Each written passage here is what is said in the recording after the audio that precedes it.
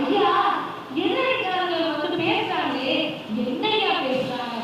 மழை பெய்ஞ்சாலும் குத்தம், வெயில் அடிச்சாலும் குத்தம், அடுத்தவங்க மேல பழிய சொல்ற மாதிரியே பேசுறாங்க. ஐயா சுற்றுச்சூழலை மாசுபடுத்துறது தனிமனித வாழ்க்கையில அது ஒரு ஒழுக்கமற்ற செயலுங்க ஐயா.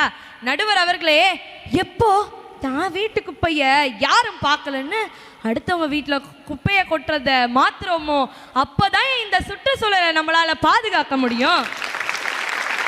பிளாஸ்டிக்கை நம்மளால சாப்பிட முடியுமா ஐயா?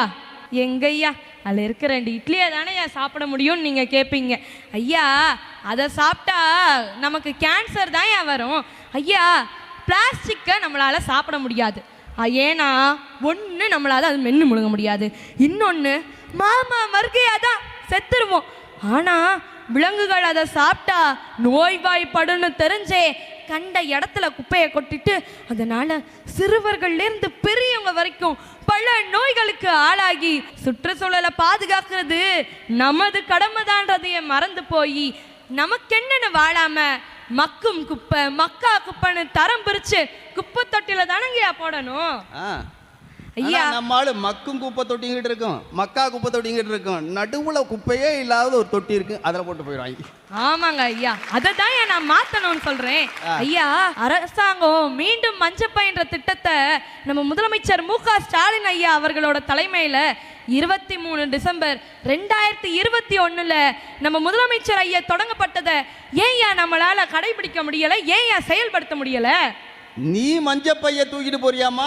ஐயா நீங்க இப்படிலாம் கேட்பீங்கன்னு தெரியும், அதனாலதான் நான் மீண்டும் மஞ்சப்பையோட இங்க வந்துட்டேன். மஞ்சப்பை தான் இருக்கா, அதுக்குள்ள காய்கறி இருக்காமா? இல்லையா, இப்போதைக்கு மஞ்சப்பை வாங்க போறேன்.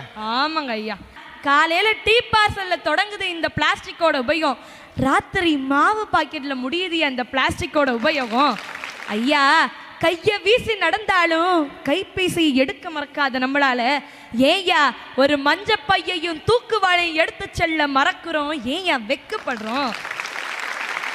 ஐயா இப்ப தண்ணி பாட்டில் எவ்வளோக்கு விக்குதுன்னு தெரியுமா? எந்த தண்ணியம்மா கேக்குற? ஐயா நான் அந்த தண்ணிய சொல்லலையா, குடிக்கிற தண்ணிய சொன்னையா. நிலத்தடி நீர் எப்படியெல்லாம் உரியப்படுதுன்னு சொல்றேன் கேளுங்க ஐயா. ஐயா தெருவுக்கு 10 வீடு இருந்த கால போய் எந்த தெருன்னு கேட்டுறாதீங்க, அதெல்லாம் இப்போ ஊராகி பல நாள் ஆச்சு. இப்போ வீட்டுக்கு வீடு போரு, ஒரு ஃப்ளாட்டை கட்டி 10 அடிக்கு ஒரு போருன்னு ஒரே போரு தான், எல்லா இடத்துலயும் இந்த போர் இல்லாம இருக்கிறதே இல்ல. ஆடு கட்டி போர் அடித்த நம்ம ஆளு இப்ப வீடு வீட்டுக்கா போரை போட்டு அடிச்சுக்கிட்டு இருக்காங்க. ஆமாங்க ஐயா, ஆமாங்க ஐயா, சுத்தம் உண்மையா இதெல்லாம்.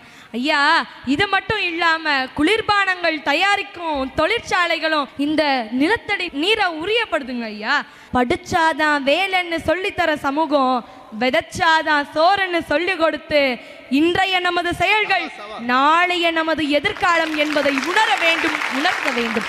சாப்பாடு இல்லாம 7 நாள் வாழலாம், தண்ணி இல்லாம 5 நாள் வாழலாம், ஆனா சுத்தமான காத்து இல்லனா 5 நிமிஷம் கூட வாழ முடியாதியா. ஆனா செல்போன் இல்லைன்னா 1 நிமிஷம் கூட வாழ முடியாது. எனவே சுற்றுச்சூழலை பாதுகாப்பது நமது கடமையே என்று எங்க அணிக்கே தீர்ப்பளிக்க வேண்டும் என்று கூறி வாய்ப்பிற்கு நன்றி கூறி விடைபெறுகிறேன். நன்றி, வணக்கம். நம்மாளு கையை வீசிக்கிட்டு கடைக்கு போவான், ஆனா கைபேசி எடுக்க தவற மாட்டான். ஒரு மஞ்சப்பை எடுத்துட்டு போனா அது எதுவோ அதுல அவ்வளோ பெரிய கஞ்சத்தனம் அவனுக்கு. ஆனா அழகாக மஞ்சப்பைய கையில கொண்டு போகணும்னு ஒரு மஞ்சப்பையே தூக்கிட்டு வந்து பட்டிமன்ற உலகத்துல ஒரு டெமோ காட்டின முதல் பேச்சாளர் நீந்தாமா.